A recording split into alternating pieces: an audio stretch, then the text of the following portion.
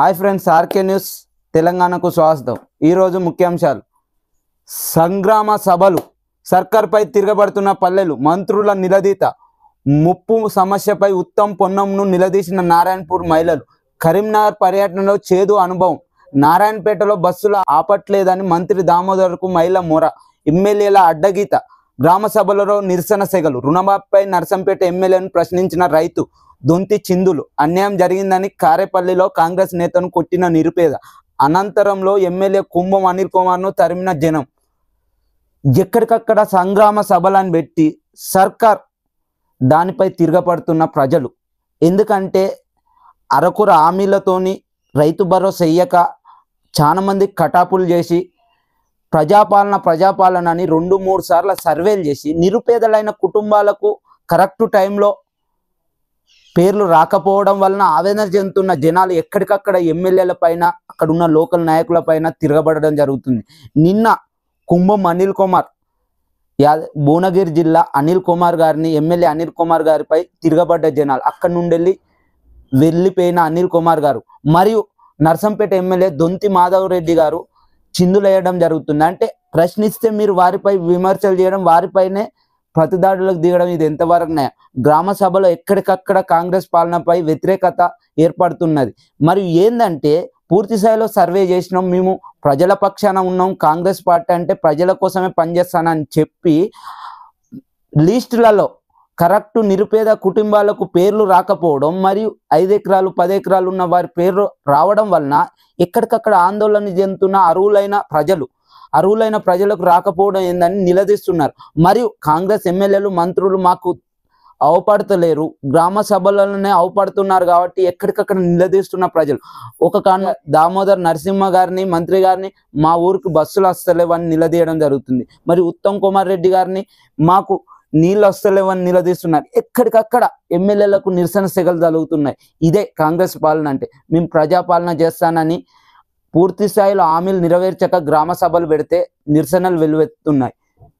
దరఖాస్తులు ఎన్నిసార్లు ఇవ్వాలి? రేషన్ కార్డులకు ఇచ్చిన అప్లికేషన్లు ఏమయ్యాయి? దరఖాస్తు పెట్టినప్పుడల్లా ప్రజలపై ఆర్థిక భారం, రుణమాఫీపై శ్వేతపత్రం విడుదల చేయాలి. రైతులు ఆత్మహత్యలు చేసుకుంటుంటే ప్రభుత్వాన్ని చీమకుట్టినట్టయినా లేదు. రేషన్ కార్డుల కోసం ఎన్నిసార్లు అప్లికేషన్లు ఇవ్వాలి? అప్లికేషన్లు ఇచ్చి విసుగు చెందుతున్న నిరుపేద రైతులు. ఇప్పుడు ఆ రైతులకు కూడా ఇప్పటి వరకు రేషన్ కార్డుల కోసం పేర్లు ఇస్తే పేర్లు రాకపోవడం వలన నిరుపేద కుటుంబాలు ఆవేదన చెందుతున్నాయి. ఎన్నిసార్లు మేము అప్లికేషన్లు ఇవ్వాలి? మళ్ళీ అప్లికేషన్లో పేరు వస్తుందా రాదా అని ఆవేదన చెందుతున్నారు. మరియు రుణమాఫీ పూర్తి స్థాయిలో అమలు చేయాలి. అమలు చేయని వెడల ఎంతవరకు అమలు చేసినామని శ్వేతపత్రం ఇవ్వాలని హరీష్ రావు గారు డిమాండ్ చేయడం జరుగుతుంది. గ్రామ సభలకు ముఖ్యమంత్రి రావాలి. ఎగవేతలు, కోతలు, మోసం రేవంత్ రెడ్డి నైజం. ఇల్లు కూర్చుడే తప్ప ఒక్కటి కట్టలేదు. సిద్దిపేట జిల్లా గాడిచెర్ల గ్రామ సభలో మాజీ మంత్రి హరీష్ రావు గారు. రైతు ఆత్మహత్యలన్నీ సర్కార్ హత్యలే, అన్నదాత క్షేమం కోసమే అధ్యయన కమిటీ కేటీఆర్. సర్కార్ అనాలోచిత నిర్ణయాలతోనే సంక్షోభం. అధ్యయన కమిటీ వెనుక రాజకీయం లేదు. రేపటి నుంచి రాష్ట్రమంతటా కమిటీ పర్యటన. ఉమ్మడి ఆదిలాబాద్ జిల్లా నుంచే ప్రారంభం. ఏడాదిలో ఏం జరిగింది, ఏం చేస్తే బాగుంటుందో రైతులను అడిగి సమస్యలు తెలుసుకుందాం. రైతుల్లో భరోసా నింపేందుకు ప్రయత్నిద్దాం. నివేదికను కేసీఆర్తో పాటు ప్రభుత్వానికి ఇస్తాం. బీఆర్ఎస్ వర్కింగ్ ప్రెసిడెంట్ కేటీఆర్ వెల్లడి. నిరంజన్ రెడ్డి నివాసంలో కమిటీ తొలి భేటీ. మాజీ మంత్రి, వ్యవసాయ శాఖ మంత్రి నిరంజన్ రెడ్డి గారి ఇంట్లో భేటీ అయిన కేటీఆర్ గారు మరియు మాజీ ఎమ్మెల్యేలు అక్కడ ఉన్న 9 మంది కమిటీతో రైతుల పక్షాన కొట్లాడాలి, రైతులకు ఎలాంటి వసతులైతే వారు ఆనందంగా ఉంటారు, ఆత్మహత్యలు ఎందుకు జరుగుతున్నాయి అనే దానిపై ఒక 9 మందితో కమిటీ వేసి ప్రతి నియోజకవర్గంలో తిరగాలి అనే ఒక ఉద్దేశంతో నిన్న భేటీ కావడం జరిగింది. దీనిపై అధ్యయనం చేసి కాంగ్రెస్ గవర్నమెంట్కు అప్పజెప్దాం. ఆత్మహత్యలు ఆగేలా ప్రయత్నం చేయాలని ఆ 9 మందికి నిర్దేశం చేసిన మన కేటీఆర్ గారు. ఇలానే ఆత్మహత్యలు జరిగితే తెలంగాణ ప్రజలు పంట పండించేవారు బతుకుతారా లేరా అనే ఆవేదన చెందుతున్న కేటీఆర్ ప్రభుత్వంపై కూడా మండిపడుతున్నాడు.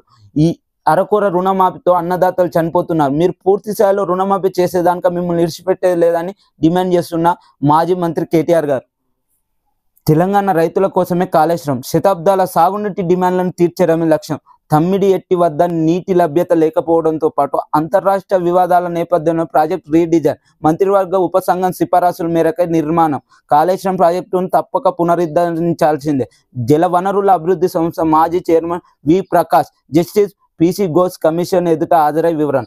జస్టిస్ పిసి ఘోష్ కమిషన్ ఎదుట హాజరై వివరణ ఇవ్వడం జరిగింది. వివరణ ఇచ్చి ఈ కాళేశ్వరం ప్రాజెక్ట్ అనేది రైతుల పాలిట ఎంతో ఆనందానికి గురి చేసింది. ఎందుకంటే ప్రతి ఆయకట్టుకు నీళ్లు రావడం జరిగింది. దీనిపై మీరు కరెక్ట్ స్పందన ఉంచి ఆ కుంగిపోయిన పిల్లలను సరిచేయాలి, దానిపై దృష్టి సారించి ప్రతి ఎకరానికి నీళ్ళు ఇవ్వాలని డిమాండ్ చేయడం జరుగుతుంది. మాజీ ఎమ్మెల్సీ ముక్కలుగా నరికి కుక్కర్లో ఉడికించి హైదరాబాద్లో ఒళ్ళు దల్లరించే ఘటన అనుమానం పెనుభూతమై కర్కశంగా హత్య మీర్పేట చెరువులో పడేశాడని అనుమానం భార్య కనిపించడం లేదని అమాయకత్వం దృశ్యం సినిమాలో దొరకకుండా స్కెచ్. హైదరాబాద్లోని మీర్పేటలో ఒక భర్త మహిళను అనుమానించి ముక్కలు చేసి మిక్సీలో గ్రైండర్ పట్టి పారేయడం జరిగింది. అంటే అనుమానంతో కర్కశంగా ప్రవర్తించిన భర్త అనుమానంతో ఆమెను నరికి చంపడం మరియు మిక్సీలో బట్టి పారేయడం అమీర్పేటలోని హైదరాబాద్లో జరిగిన ఘటన తెలియజేయడం జరుగుతుంది. ఎమ్మెల్యే గారు ఏమయ్యే గ్యారెంటీలు, సర్కార్పై పోరు, దద్దరిల్లే ఊర్లు, ఏమైందయ్యా రుణమాఫీ, రోడ్డెక్కిన జనం, హామీలు మరిచి సభలేందయ్యా, గ్యాస్ పైసలు ఏమయ్యాయి సార్ దండం పెడతా, జాబితా మొత్తం తప్పుల తడక, గ్రామ సభలో గరం గరం, ఇందిరమ్మ రాజ్యమా ఇష్టరాజ్యమా, గందరగోళంగా సభలు, అర్హతలున్న అన్యాయమా, కన్నిటి సభలు గోడు విన్నని అధికారులు, ఆగ్రా గ్రామాల ఆందోళనలు, అరువులకే అన్యాయమా, నిలదీస్తే బెదిరింపుల, సార్ మీ ఎంపిక పద్ధతిగా లేదు. ఎమ్మెల్యే గారు ఏమయ్యాయి, ఎక్కడికక్కడ గ్రామ సభలని పెడితే నిలదీస్తున్న ప్రజలు, సార్ ఏమయ్యాయి మీ 6 గ్యారెంటీలు ఏమయ్యాయి, ఈ అరకూర హామీలు ఏమైనాయి అని నిలదీస్తున్న ప్రజలు మరియు రోడ్డెక్కిన ప్రజలు, ఏమైందయ్యా రుణమాఫీ, పూర్తి స్థాయిలో రుణమాఫీ చేయలే, భరోసా ఏమైందయ్యా అని ప్రజలు డిమాండ్ చేయడం జరుగుతుంది. అక్కడున్న కార్యదర్శులను మరియు అక్కడున్న అధికారులను కూడా నిలదీస్తున్న గ్రామ ప్రజలు మరియు గందరగోళంగా సభలు మారినాయి. ఏ విలేజ్లో ఒక సభ కూడా ప్రశాంతంగా జరగలే. అంటే కాంగ్రెస్ పాలనలో ఒక హామీ కూడా పూర్తి స్థాయిలో అమలు చేయక ప్రజలు ఆవేదన చేయండి, ఎక్కడికక్కడ సభలు గందరగోళంగా మారే పరిస్థితి ఏర్పడుతుందని తెలియజేయడం జరుగుతుంది. ఎందుకంటే ఇక్కడ ఇందిరమ్మ రాజ్యమా ఇది ఇష్టరాజ్యమా అంటున్నారు. మొత్తం జాబితా తప్పుల తడక, ఎక్కడికక్కడ జాబితా మేము తయారు చేసిన అర్హులైన వారికి ఇచ్చినాం అని జాబితా పట్టుకొచ్చిన దాంట్లో అర్హులైన వారు సగం మంది లేకపోవడం వలన గందరగోళంగా మారిన సభలు. ఇందిరమ్మ రాజ్యమా ఇది ఇష్టరాజ్యమా అంటున్న ప్రజలు, అంటే కాంగ్రెస్ నాయకులు చెప్పిన పేర్లే వచ్చినాయా లేక నిరుపేదలైన కరెక్ట్ ప్రజలే వచ్చినాయని నిలదీస్తున్న గ్రామ ప్రజలు మరి రోడ్లెక్కి నిరసనలు తెలుపుతున్నారు. మరియు అక్కడున్న కాంగ్రెస్ లీడర్లకు ప్రజలకు వాగ్వాదం జరిగి కొట్టుకోవడం కూడా జరుగుతుంది. ఒక నిరుపేద కుటుంబ వ్యక్తి కాంగ్రెస్ నాయకునిపై కొట్టడం జరిగింది. మరి ఎక్కడికక్కడ ఎమ్మెల్యేలను నిలదీస్తుంటే వారికి ఆన్సర్ చెప్పక వెందిరుగుతున్న ఎమ్మెల్యేలు నిరసన సెగలు జరుగుతుంది. ఇది ఇందిరమ్మ రాజ్యంలో జరుగుతున్న నిరుపేద ప్రజలకు. ఓకే, మరిన్ని వీడియోస్ కొరకు ఆర్కే న్యూస్ తెలంగాణ సబ్స్క్రైబ్ చేయండి, షేర్ చేయండి. రేపు జరగబోయే గ్రామ సభలను కూడా లైవ్లో మరియు వీడియోస్ ద్వారా మీ ముందు ఉంచుతామని తెలియజేయడం జరుగుతుంది. ఇలాంటి మరెన్నో వీడియోస్ కొరకు ఆర్కే న్యూస్ తెలంగాణ సబ్స్క్రైబ్ చేయండి, షేర్ చేయండి. మా కంటెంట్ కనుక నచ్చితే మీ ఫ్రెండ్స్కి కూడా షేర్ చేయండి, సబ్స్క్రైబ్ చేయమనండి. ఇలాంటి మీ సపోర్ట్ ఎల్లవేళలా మాకు ఉంటే మున్ముందు మంచి మంచి వీడియోస్ చేస్తామని, తెలంగాణ ప్రజల కోసం ప్రశ్నిస్తాం తెలంగాణ మీద అని కోరడం జరుగుతుంది.